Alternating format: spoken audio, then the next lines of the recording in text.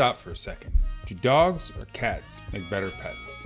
Whatever you just thought, I'm about to show you how your brain might be tricking you. Let's test it out with Google. If we search, do dogs make better pets than cats? We get a list of articles explaining why dogs are the better choice. Now, if we switch it and search, do cats make better pets than dogs? We get an entirely different set of articles, this time arguing why cats are better. The same search engine, but completely different results, just based on how we frame the question. This is confirmation bias, the tendency to seek out and trust information that confirms what we already believe, while ignoring or downplaying anything that contradicts it. Confirmation bias can shape the way we frame questions in the first place. If we already love dogs, own a dog, or are allergic to cats, like I am, we're more likely to search, do dogs make better pets than cats? Because we subconsciously want to confirm our belief. If we prefer cats, we might do the opposite. The way we phrase the question influences the answer we're likely to find.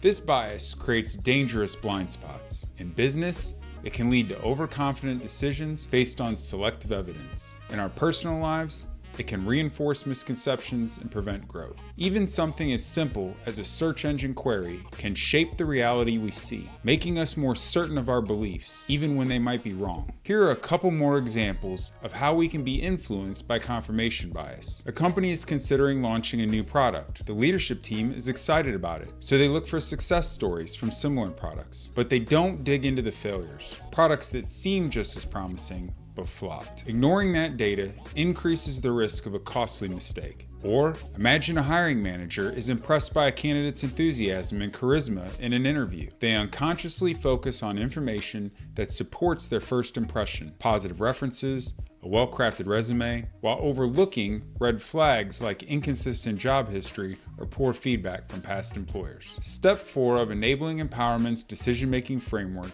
is manage risk and upside, which forces us to consider both what could go right and what could go wrong. By deliberately evaluating both the best and worst case scenarios, we counteract confirmation bias and ensure we make decisions based on a full and accurate picture, not just what we want to believe. Here are some specific tips you can put in place to avoid confirmation bias trap. 1. Use red teaming. Assign someone to challenge the decision by actively searching for counter-arguments and weaknesses in the reasoning. 2. Flip the question. Instead of asking, why is this a good idea? Ask, why might this fail? What evidence could prove me wrong? 3. Seek disconfirming evidence. Look for data that contradicts your assumptions. Ask, what would change my mind about this? 4. Consider the best and worst case scenarios. Before making a decision, evaluate both the upside and the risks. Use historical data to ground your estimates. 5.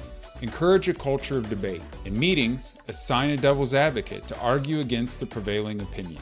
This helps surface blind spots and improves decision quality. Confirmation bias blinds us to crucial information and can lead to costly mistakes. To make smarter decisions, challenge your assumptions, look for opposing evidence, and consider both risks and rewards. Before you make your next big decision, ask yourself, am I seeing the full picture or just what I want to see?